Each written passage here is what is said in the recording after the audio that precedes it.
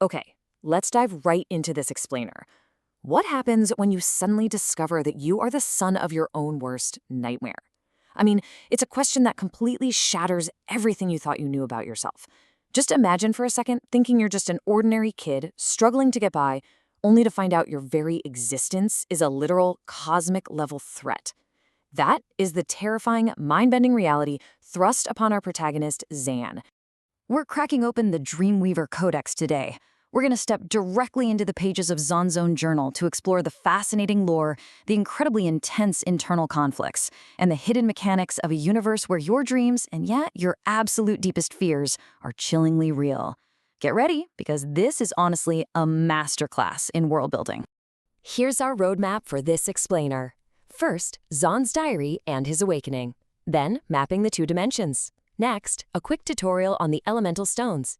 Then we'll get into tactics and battle mechanics, followed by Ayumi's internal night struggle, and finally, we'll wrap up with nature, nurture, and destiny.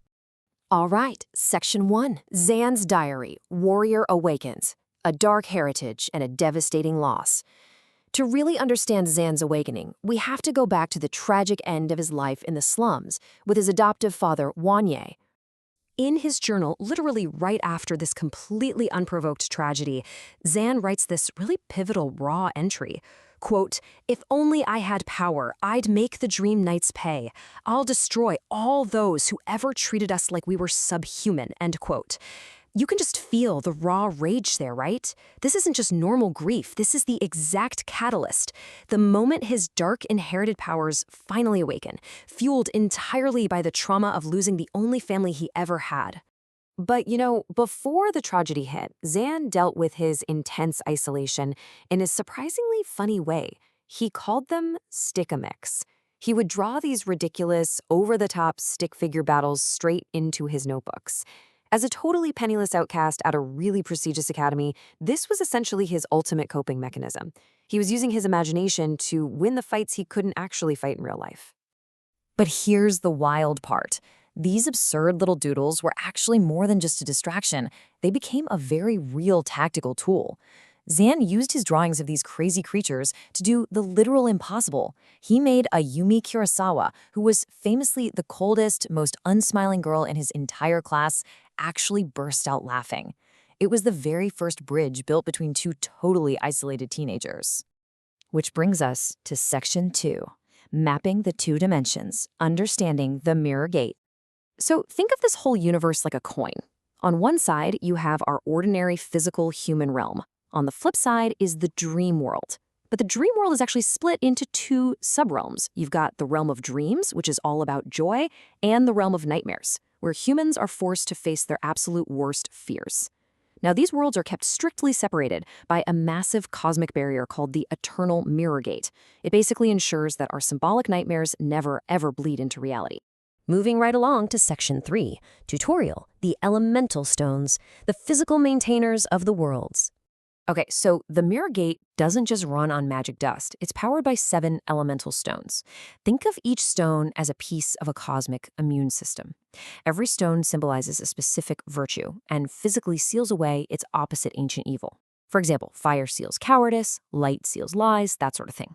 But, and this is a massive but, when Zan was exiled as a baby, these stones were scattered. That severely weakened the gate and actually unsealed these 7 souls of evil. So how do they fight back? Let's get into Section 4, Tactics and Battle Mechanics, Surviving the Ultimate Unconsciousness. When those evils slip through the weakened gate, creatures like the terrifying Bunyos Extremos start hunting humans in their sleep, and they use a seriously deadly tactic known as the ultimate unconsciousness. It's brilliant in a dark way because it plays perfectly into our basic human instinct. Step 1, the victim runs away in blind fear. Step 2, they get exhausted, fall down, and completely lose hope. Step 3 is where it gets grim, total paralysis. It's like a lethal version of sleep paralysis where the mind literally snaps, and the physical body dies in its bed. They are literally weaponizing our instinct to flee. But Zan isn't just an ordinary human caught in a bad dream. He's the Dreamweaver.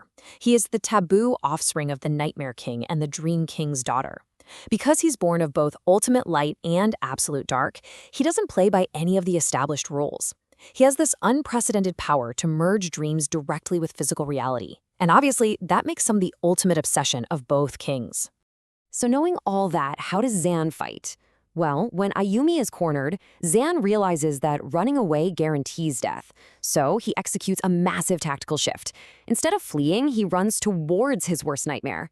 By completely defying the natural law of fear, he wakens his latent power, he summons the sigils of light, and he wields the Nightbane's sword. I mean, he just completely rewrites the rules of engagement on the spot. Let's switch gears a bit for Section 5. Ayumi's internal night struggle, the burden of the Kirisawa clan. Ayumi is a high-ranking dream knight, right? And her top secret, high-order mission is to assassinate Zan because she views him as an apocalyptic abomination. But look at her incredible internal conflict here. Zan is literally the only boy who ever managed to make her smile. And beyond that, he actually risks his own life, diving headfirst into a nightmare to save Ayumi's bedridden twin sister Ai from a lethal 5-year curse. So Ayumi is completely torn. She's trapped between her sworn duty to kill what she's been told is a monster and her undeniable, growing affection for the very boy who saved her family. And that leads us perfectly into Section 6, Nature, Nurture, and Destiny, the duality of Zan's soul. This whole story brilliantly illustrates the ultimate debate. On the nature side, Zan inherits this incredibly dark, chaotic, and cruel bloodline directly from the Nightmare King. Because of that, his very first instinct is almost always malevolent revenge. But then, on the nurture side, you have the way he was raised. He was brought up by Wanye, completely grounded in rich African folklore, fierce fatherly love, and profound lessons in resilience. Wanye literally used his dying breath to tell Zan not to hate and to seek a higher purpose. The Dreamweaver is the bridge between two realms, sure, but his own soul is the actual battleground. So as the elemental stones remain scattered across the world and the Nightmare King's dark borders continue to expand, I want to leave you with this thought. Will Zan's ultimate path be dictated by the deep darkness of his bloodline or by the blinding light of his upbringing? Because whatever he chooses, it's going to determine the fate of both worlds.